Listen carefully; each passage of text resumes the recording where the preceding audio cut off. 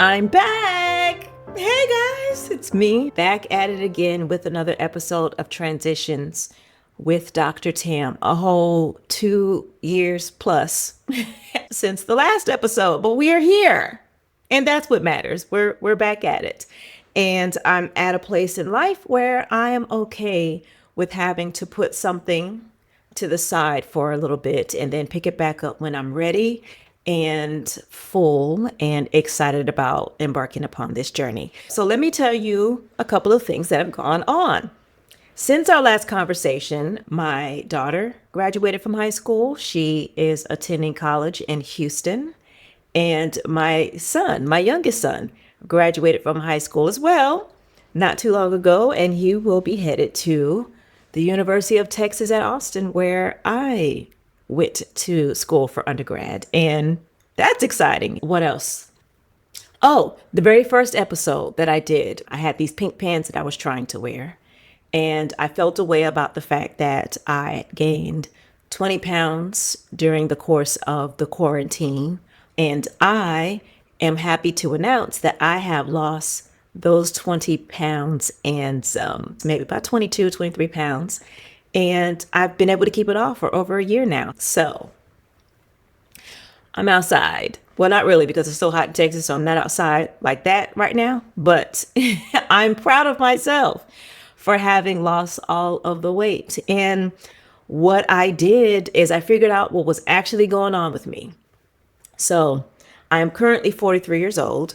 And one of the things that was true about me and part of the reason why the podcast came to a screeching halt is because I had to figure out what's really going on with my health. I really did. And I know that everybody experiences down seasons or difficult times where you are mentally exhausted and just emotionally drained. And when you work in the service industry, being emotionally drained is very common and to be expected. But I was just trying to figure out, why do I feel worse now than I ever have before? Like, I totally get that compassion fatigue is a thing. But I was feeling so down, so much so that there would be moments where I'd be sitting in the parking lot at my job, ready to walk up those stairs and go into my office. And I would have to call one of my friends and, hey, I need an encouraging word to convince me to get out of the car. And for some reason, I would find myself functional in the car. Like, I would pull out my laptop and start responding to emails and all that kind of stuff in the car. In the car. Something about walking up the stairs to walk into the building, however, was very difficult. I just couldn't make it happen. And then little things started to happen to where I'm telling you, I would be crying all the time. And while I am a sensitive person, I'm usually able to just keep it together. But crying about inflation, and I mean like boohoo crying about inflation, to where people are thinking something happened to one of my children. And my response is, no, the kids are fine. I'm just mad that the show that I want to watch is on an app that I refuse to pay $10 for. This is ridiculous. I'm literally crying about that. And one of my friends and coworkers said, Tam, you need to go back to the doctor. I was trying to figure out if an IUD had something to do with it, extra hormones when I'm just trying to avoid having cycles. I was engaged at one point and ended that relationship. So trying to figure out if I had properly grieved the fact that I thought I'd be getting married again. And that came to a halt. And how am I truly feeling at the time about my oldest about to graduate? Like, my children are growing up and they need me less. And I have spent the past decade plus being their all, the end all be all, the one-stop shop. And while that does sound very exhausting, it's very rewarding when you see your kids are doing well and you wonder for yourself, what's next? Because no one will ever need me the way they did. So what really is my value? So all of these things are just kind of coming to mind. So I find myself in therapy. I find myself really just trying to figure out what's going on.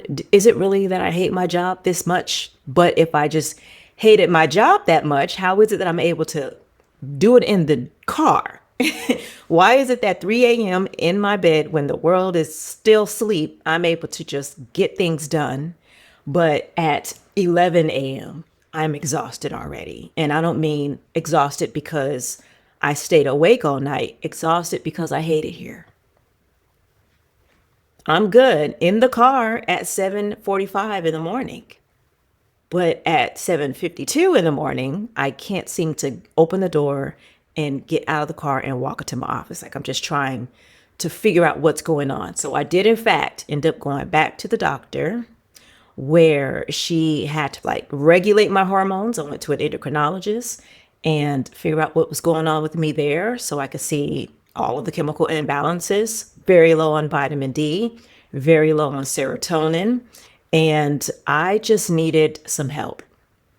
I really did. And once I got on the medicines that she prescribed to give me some help, I started to feel better. And it helped me to understand what it is that I do love and hate. Like, do I really love my job?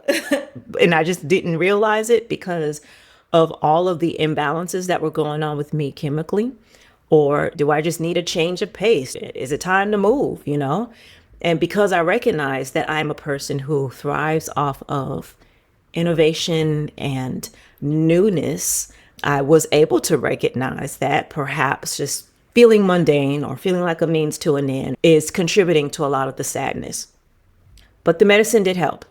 And I was able to not cry about inflation as much. I still have major problems with it, still upset about it. But to think that fast forward, inflation is much worse now than it was 2 years ago or a year and a half ago when I was in the middle of a storm, I'm able to deal with it a lot better now. And so I'm feeling a lot better now.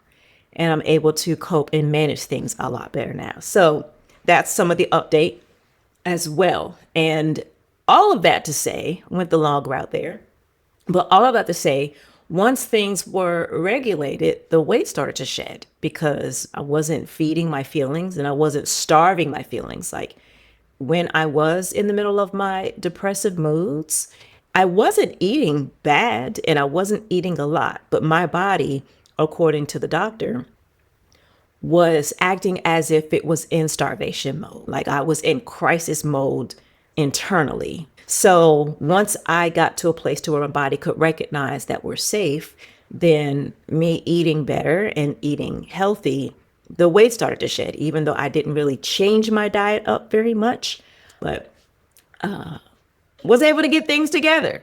And so I am excited about the weight shedding as a result of being happy. And so what does that say?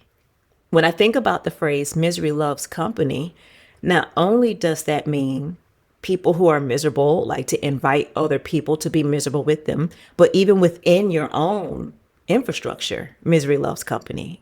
Misery within your body is going to create misery in all parts of your body. So it's not just me having a miserable mind, but me having a miserable metabolism as well, and miserable sleep, and miserable thoughts, and miserable motivation. Like all of the stuff, it just compiles and combines, and it's hard to get out of it because everything about you is miserable. And when you're not miserable, the little things that were miserable start to dissipate. So the weight stops. You stop packing on the pounds and you start to feel lighter, both emotionally and on the scale. And so that's where it was for me. And I'm really excited about that. So yes, that is the update with me and a couple of other new incredible things that are on the horizon that I'm excited about. And yes, just step by step, I'm making some progress, and brick by brick, I am building a legacy here. So yeah, welcome to Transitions with Dr. Tam.